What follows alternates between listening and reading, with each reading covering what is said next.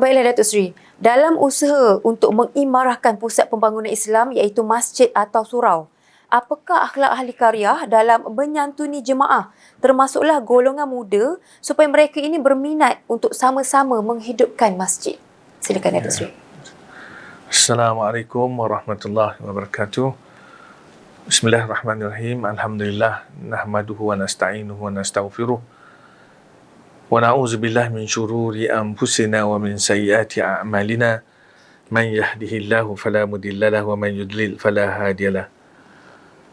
Allahumma salli ala sayyidina Muhammadin al-Fatih lima ughliq wal khatim lima sabaq nasiril haqq bil haqq wal hadi ila siratikal mustaqim wa ala alihi haqqa qadri miqdar azim.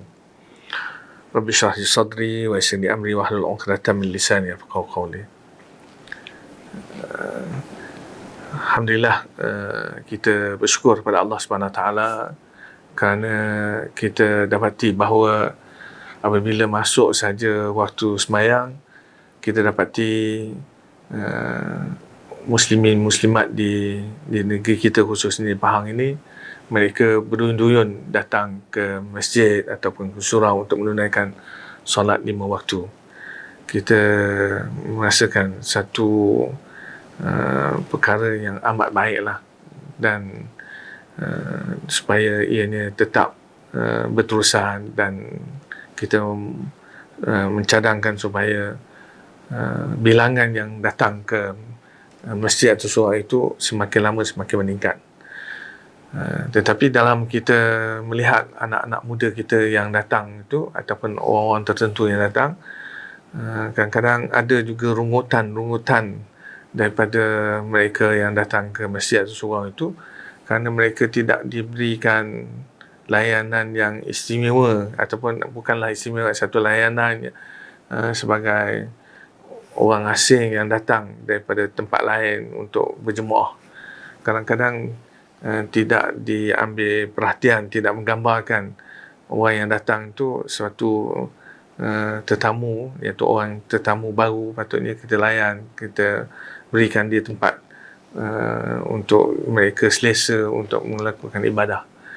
Dan kadang-kadang rungutan daripada anak-anak muda, mereka seolah dipandang serong kerana dengan pakaian, misalnya mereka datang dengan pakaian seluar jim misalnya, sedangkan seluar itu seluar yang menutup aurat.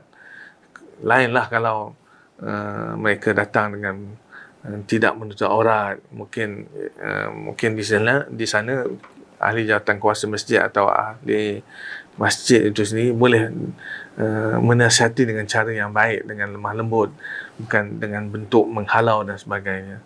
Ini adalah salah satu daripada cara yang mana kita juga mengatakan bahawa perkara yang patut kita ambil perhatian, iaitu untuk meramaikan orang datang ke masjid dan surau. Kerana datang ke masjid dan surau ini sesuatu yang boleh menyelamatkan kita di pada mahsyar nanti. Dan inilah yang patut kita ambil perhatian, dan kita hendak supaya ahli-ahli jawatan kuasa masjid ataupun ahli masjid itu, ahli jemaah masjid itu juga memikirkan bagaimana untuk menyantuni khususnya anak-anak muda mereka, anak muda yang berada di qaryah mereka. Mereka patutnya fikir untuk bagaimana membuat program-program yang boleh berminat anak-anak muda kita ke masjid. Tapi satu perkara yang saya nampak, kadang-kadang ibu bapa tu sendiri, orang ahli jemaah masjid tu sendiri, dia tidak ambil perhatian. Pantas sepatutnya mereka setiap daripada kita mengajak anak-anak muda kita, ajak dan kita letakkan mereka satu tempat yang ataupun ada program yang baik untuk mereka. Tapi kita nampaknya tak kisah. Yang jadi masalah sosial di kalangan anak-anak muda kita, kerana kita yang tua ni yang berada di masjid tak kisah anak muda. Patutnya setiap orang, apabila kita dapati kalau kita semua pergi ngajak mereka maghrib isyak ni, kalau penuh dengan anak-anak muda, masalah sosial salah satu daripada cara untuk kita menyelamatkan masalah-masalah ini, menyelamatkan muda-muda kita daripada tercebur daripada gejala-gejala yang tidak baik. Maka kita buat program lah. dan juga ahli-ahli jawatankuasa masjid juga, dengan duit yang didermakan itu, bukan sahaja kita mengumpulkan duit supaya orang nampak. Ada ahli jawatankuasa masjid yang dia berbangga dengan duit yang banyak tapi tidak digunakan. Duit itu juga kita boleh gunakan bukan sahaja untuk aktiviti ilmiah yang ada di masjid, untuk kegunaan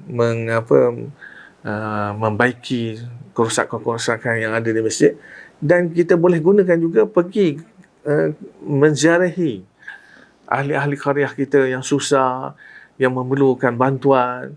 Saya rasa itulah salah satu daripada cara untuk bagaimana kita memakmurkan masjid ini. Itulah kita harapkan supaya kita selepas ini mengubah keadaan kita.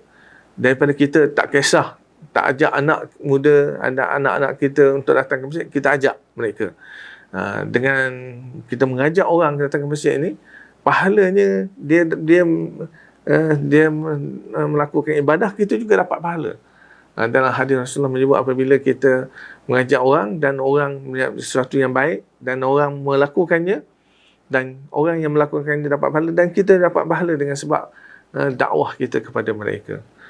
Maka inilah kita mengharapkan kepada ahli qaryah, khususnya kita ahli qaryah kita, bersungguh-sungguhlah untuk kita membuat satu program atau mengajak anak-anak muda kita. Mana kita tengok sekarang ni, maghrib isyak, anak-anak muda kita berkeliaran di mana-mana saja, tak tahu di mana apa yang mereka buat. Apa salahnya kalau setiap daripada kita kita ajak mereka datang ke masjid dan kita buat program untuk mereka. Dan saya nampak kelas-kelas, misalnya kelas-kelas tambahan untuk anak-anak sekolah boleh digunakan. Itu salah satu daripada caranya. Dan kita nak sekarang ni, kita nak masjid ini bukan saja dihidupkan waktu semaya, tapi dihidupkan sepanjang masa. Mana hingga pukul 2, pukul 3 pagi orang tak takut untuk datang ke masjid. Dan itu masjid kita sentiasa hidup siang malam. Dan dengan hidup siang malam itu, mungkin ada aktiviti ekonomi yang boleh digunakan, yang boleh kita buka di sekeliling masjid, bukan di dalam masjid. Dalam masjid kita tak boleh berniaga, tapi di luar masjid artinya kita nampak satu tempat yang istimewa, yang kita rasa satu perubahan kepada masyarakat kita. Mungkin kita harapkan kalaulah Kuantan ni sebuah bandaraya. Bandaraya ini bukan hidup di orang ramai di supermarket dan sebagainya, tapi siang malam keadaan yang hidup di masjid dan surau. Itu salah satu daripada perkara yang patut kita fikirkan, insya-Allah. Wallahu a'lam bishawab. Baiklah Datuk Seri, sebab golongan muda ini merupakan pelapis dan golongan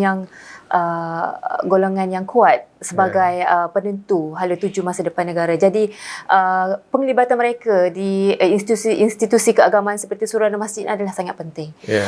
Baiklah, teruskan bersama Tanya Mufti pada episod akan datang bagi menjawab pelbagai persoalan.